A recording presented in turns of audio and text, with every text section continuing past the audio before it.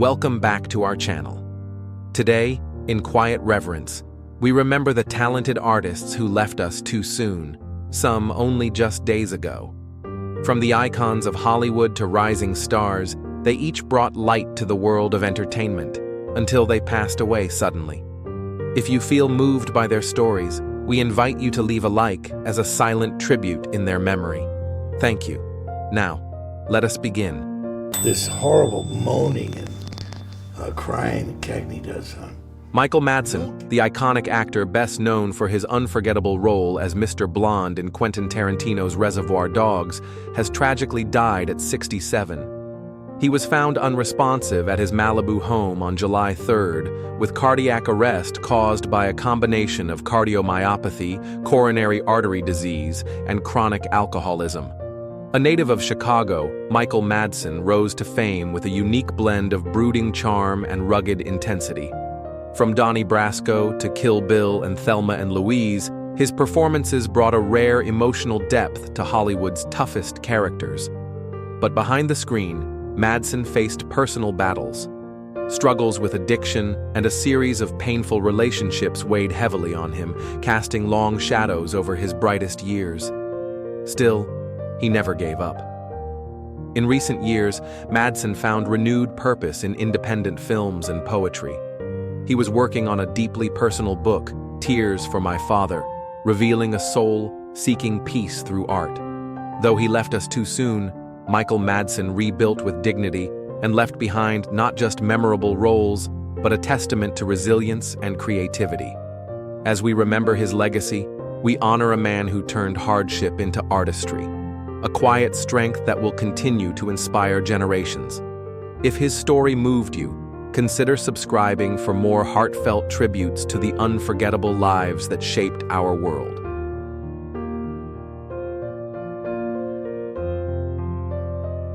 Angela, I'll drink to you and to all my friends out there. Salud. Renée Victor, the beloved actress and voice of Abuelita in Disney's Coco, has tragically passed away at 86. She died peacefully at her Sherman Oaks home on Friday, after a battle with lymphoma, surrounded by family. Born in San Antonio, Texas in 1938, Renée began her artistic journey as a singer before finding her place on television in the 1980s. She built a quiet yet enduring career with roles in ER, Dead to Me, Weeds, and later rose to global fame with Coco, a cultural touchstone for generations. Though she started acting later in life, Renée faced the industry's challenges with quiet resilience. Navigating limited opportunities for Latin actresses, she persisted with dignity and grace. In her final years, she remained vibrant, starring in With Love and receiving a Lifetime Achievement Award in 2024. Her final words to the public were about how acting keeps everything sharp, a glimpse into her ever-curious, ever-young soul. Renée Victor leaves behind more than roles. She leaves a legacy of strength, cultural pride, and quiet inspiration. Let us honor her memory by cherishing the beauty of stories told with heart. Subscribe to join us in remembering those who've shaped our world.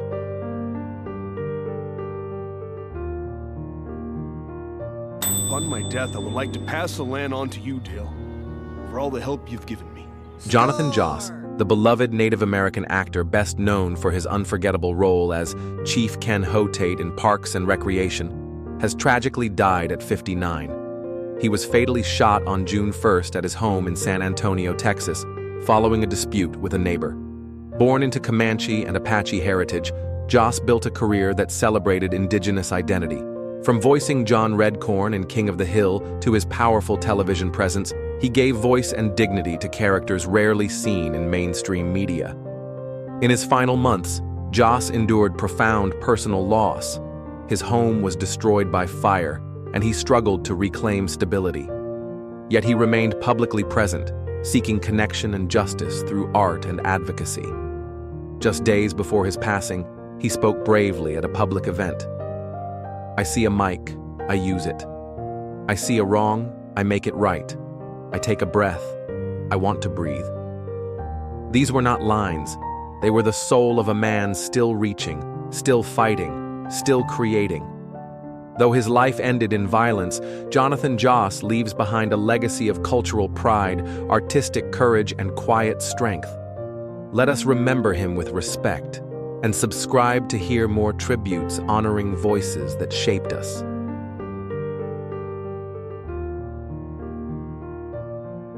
Captain, I know this may sound like a frivolous question, but what the hell are you doing?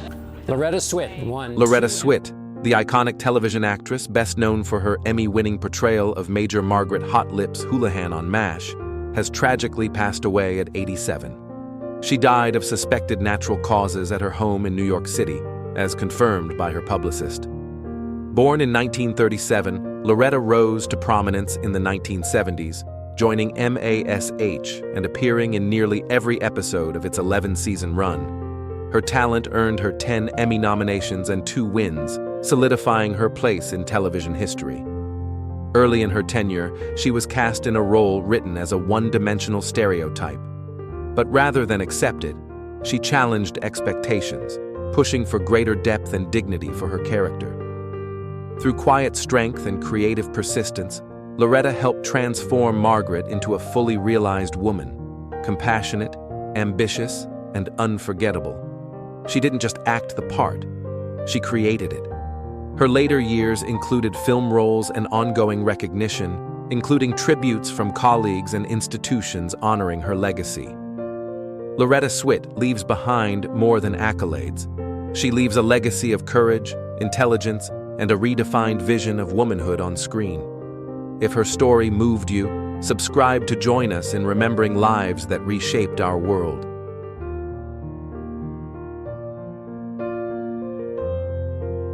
Discretion is the better part of valor. That's the excuse they tell themselves. Kathleen Hughes, the beloved scream queen best known for her haunting presence in the 3D sci-fi classic It Came from Outer Space, has passed away at 96. She died peacefully on May 19, 2025, as confirmed by a close family friend. Born Elizabeth von Gerken in 1928, Hughes began her career as a contract player for Fox and Universal. With striking beauty and quiet wit, she brought depth to supporting roles in films like The Glass Web, For Men Only, and Three Bad Sisters. Though once told she was too tall for Hollywood, Hughes proved her worth with determination. She faced early rejection, was dropped by studios, and denied lead roles. But she never stopped. She famously secured her role in It Came from Outer Space by persistence, later recalling, "I nagged and nagged and nagged." Her image, arms raised in terror, became an enduring symbol of classic horror cinema. Married for 59 years to producer Stanley Rubin, she raised a family of artists while quietly maintaining a decades-long career. Kathleen Hughes leaves behind more than film credits. She leaves a legacy of grace in hardship, laughter in fear, and a fierce love for the craft of acting.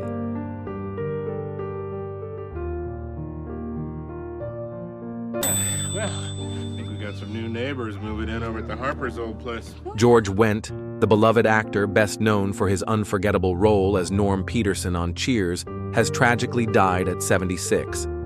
He passed away peacefully in his sleep at his Los Angeles home on May 20th, 2025, of natural causes. Born in Chicago in 1948, George began his journey with the famed Second City troupe before finding stardom on television. As Norm, he embodied the warm, beer-loving everyman for all 11 seasons of Cheers, earning 6 consecutive Emmy nominations. But his path was not without struggle. Expelled from Notre Dame and demoted early in his improv career, George faced rejection with humility and humor, never chasing stardom, only authenticity.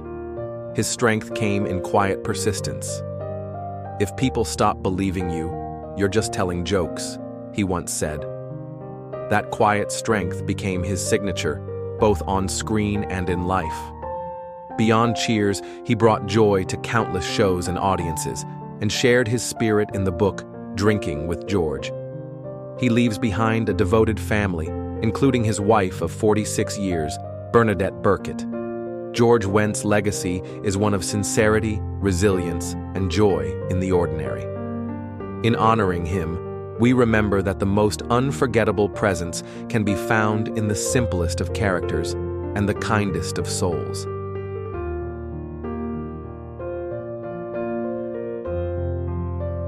We're at the Shrine of the Hills on Fitzhughes Road. Send backup. Call station. Samuel French, the magnetic actor best known for his powerful role in Killers of the Flower Moon, has died at 45. He passed away on May 9th in Waco, Texas, after a quiet yet courageous battle with cancer that had spread throughout his body in recent years. Born with a natural presence on screen, Samuel began his acting journey with small roles in Texas Rising, Fear the Walking Dead, and The Mark of a Killer. His talent soon drew the attention of Martin Scorsese, who cast him as C.J. Robinson, alongside Robert De Niro in Killers of the Flower Moon, a role that earned praise for its quiet intensity. Tragically, Samuel faced a life-altering cancer diagnosis just as his career began to bloom. Yet he chose not to retreat, instead embracing his roles with grace in hardship and an unyielding fire for the craft. He continued acting during treatment, completing several projects including Towpath and Monsters Within, which earned him a posthumous Best Supporting Actor award. His final performances are forthcoming, a bittersweet gift to those who admired his artistry. Samuel's legacy is one of quiet strength, fierce dedication, and humble brilliance. He leaves behind a daughter he loved deeply and a body of work that speaks volumes. We will remember him not only for what he gave us on screen, but for the spirit with which he gave it. If Samuel's story moved you, consider subscribing to our channel to celebrate more lives that touched ours deeply.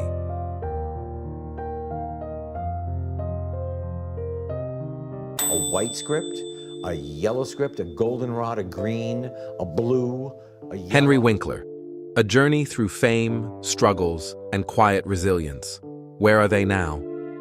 Few faces from the golden age of television are as instantly recognizable or as enduringly beloved as Henry Winkler. To many, he will forever be the Fonz, the leather-jacketed icon of happy days, who could fix a jukebox with a tap and command silence with a simple "A."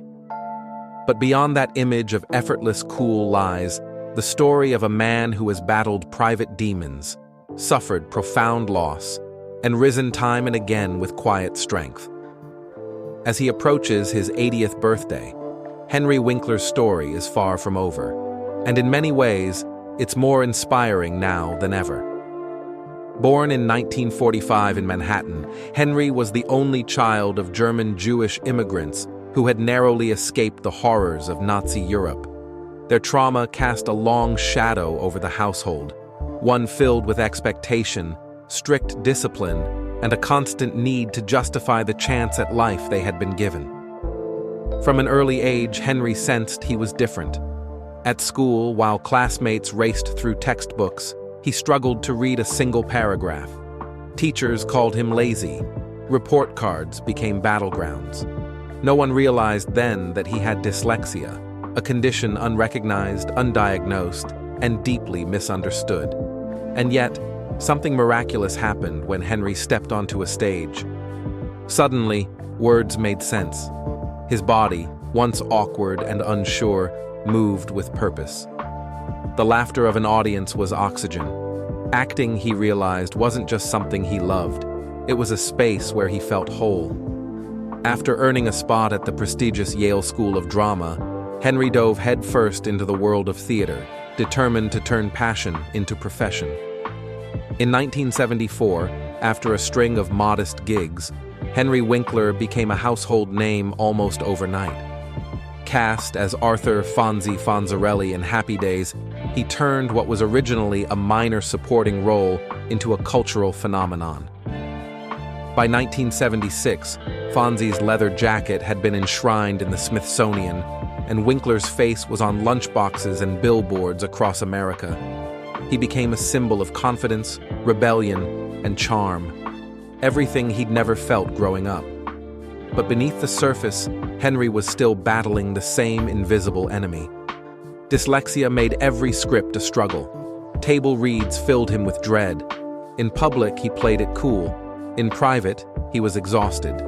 Then, in 1978, came a moment that would change his life. His 7-year-old stepson, Jed, was diagnosed with dyslexia.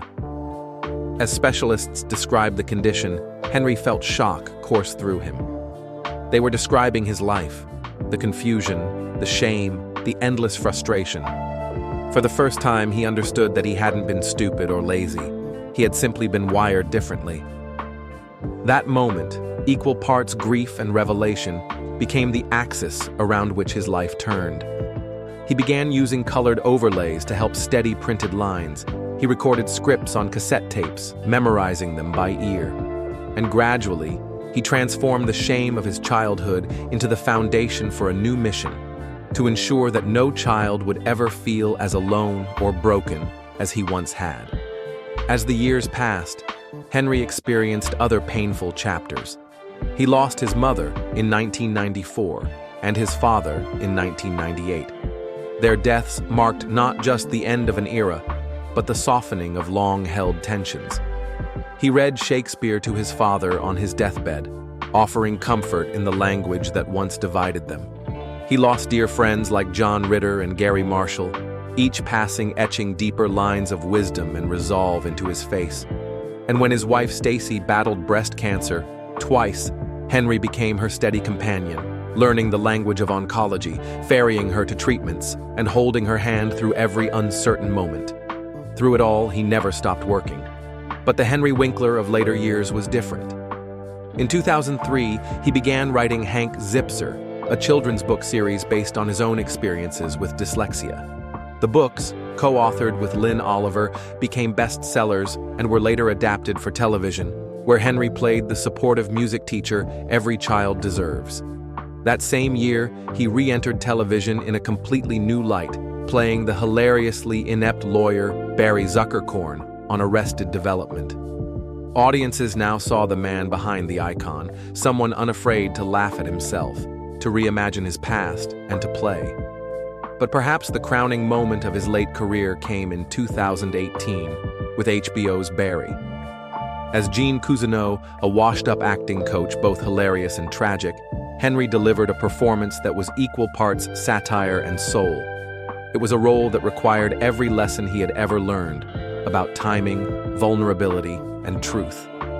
And it earned him his first primetime Emmy, 43 years after his initial nomination. "I only wrote this speech 43 years ago," he quipped, holding the trophy, his voice trembling with emotion. Today, Henry Winkler's life is a masterclass in resilience. He wakes before sunrise and swims gentle laps in his backyard pool, jazz music playing softly in the background. He photographs succulents in moonlight with his Leica camera and auctions the prints to raise money for environmental causes. He visits schools to talk about learning differences, hands out "You're a 10" stickers to crew members on set, and tells every child with dyslexia, "Your brain is brilliant exactly the way it is." His mantra: move, laugh, repeat. At home, he celebrates Sunday dinners with his wife, children, and grandchildren, sharing matzo ball soup and kale salad, with each person asked to say one thing they learned that week. He still writes by hand, still folds boom mic cords after filming, still arrives early and leaves last. In a world quick to idolize image, Henry Winkler has taught us to cherish character. He turned a learning disability into a global platform for empathy. He transformed fame into fuel for service. And he redefined cool not as a jacket or a pose, but as kindness under pressure, humility in success, and the unshakable courage to keep growing. If Henry Winkler ever made you smile, laugh, or feel less alone, we invite you to share your thoughts below. His story reminds us that every underdog deserves a second act, and sometimes the quietest heroes leave the loudest legacies.